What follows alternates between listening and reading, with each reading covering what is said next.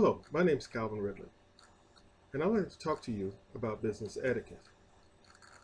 Recently, I ran into a situation where I purchased something online, and when it did not come in the time that was allotted, I contacted the company to see what the problem was with getting this um, snowblower in. Well, to my surprise, the first thing that the individual asked me was, do I want to cancel my order?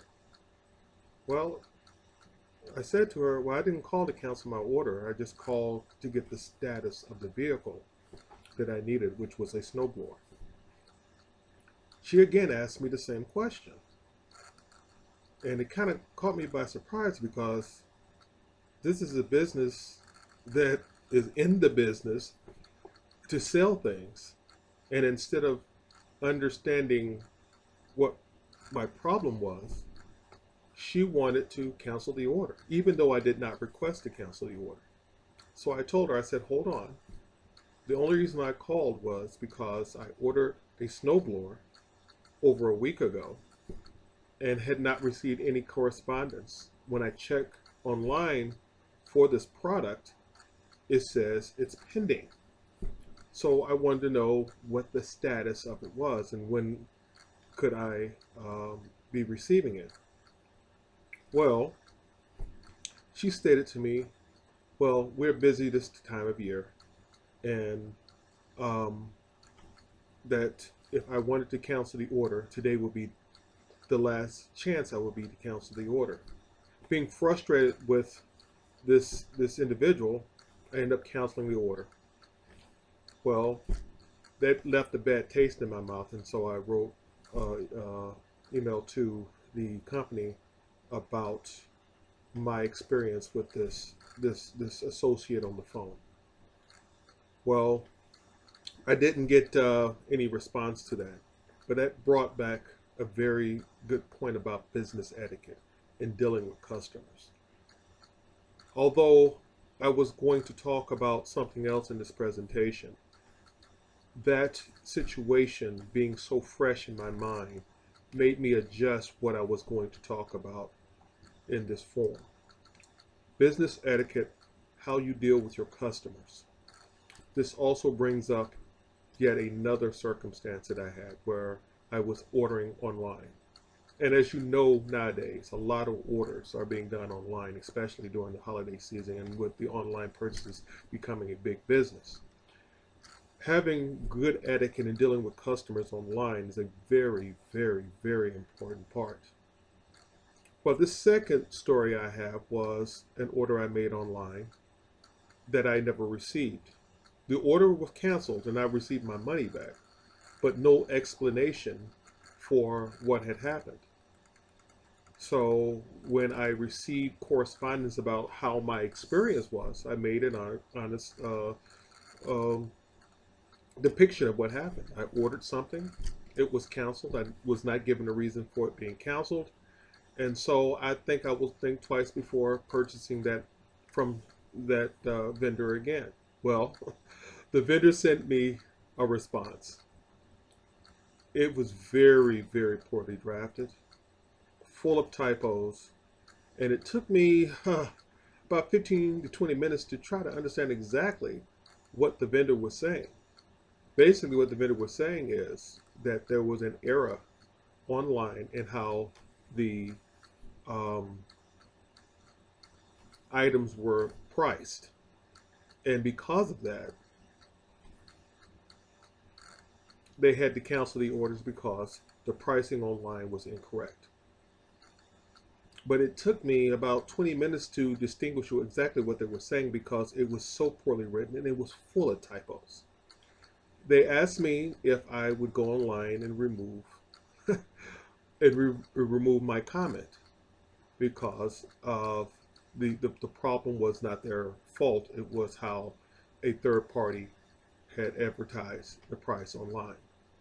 And I refused because that's not my problem. Well, as you can see, there's two situations where very poor correspondence, whether it be verbally over the phone or via email from my business was very poorly worked or sent or spoken. So how does this affect a business when you have poor correspondence like that? It leaves the customer with a very negative taste in their mouth. Because of this, these are two companies that pretty much lost my business. Now, of course, I'm just one person, but because I also took the opportunity to also post my experiences online, my experience may affect other customers. Now, this happens all the time where you have dissatisfied customers, and I understand that. But businesses should be in the business of ensuring that when they correspond with their customer base, that the business etiquette that they use in the correspondence that they either send out or call you is accurate and it is done in a professional manner. I understand the business environment. You can make mistakes, but the key is number one, in your email correspondence, you have to refrain from using slang.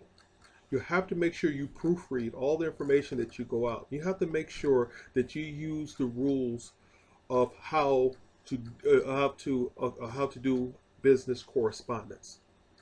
You never blame the customer.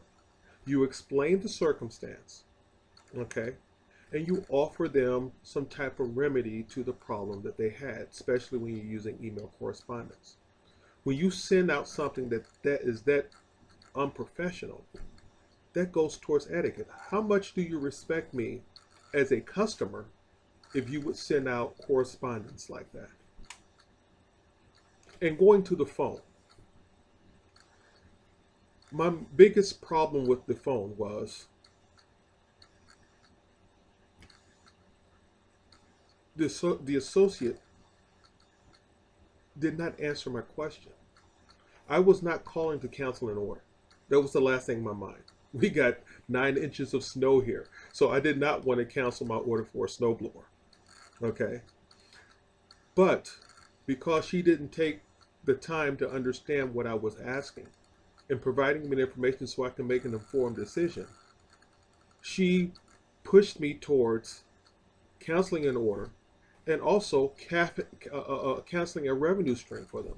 Because through her actions now, and because her bad business etiquette over the phone, now they lost a future customer. And maybe more if she continues to address her customers this way in the future.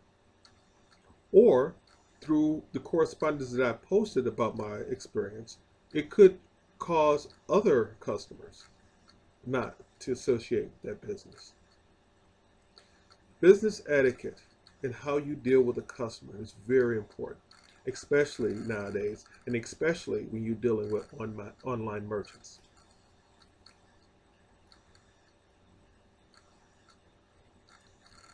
Being clear in your correspondence to an individual and ensuring that you're doing everything in your power to assist that individual is key to keeping a good customer base.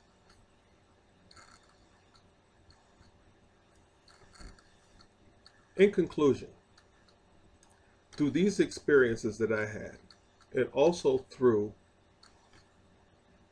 what I've been taught in my course over the last 6 to 8 weeks, I have a newfound appreciation for how business etiquette in the correspondence that you send out on a daily basis, whether it be via email or whether it be by the phone, is a very important tool in increasing, number one, your revenue stream by keeping your customer, and number two, making your customer happy and being willing to recommend you to other people.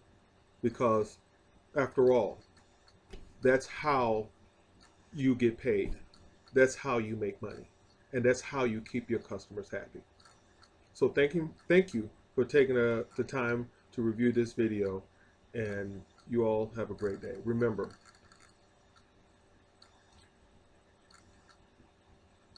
etiquette goes a long way. Thank you.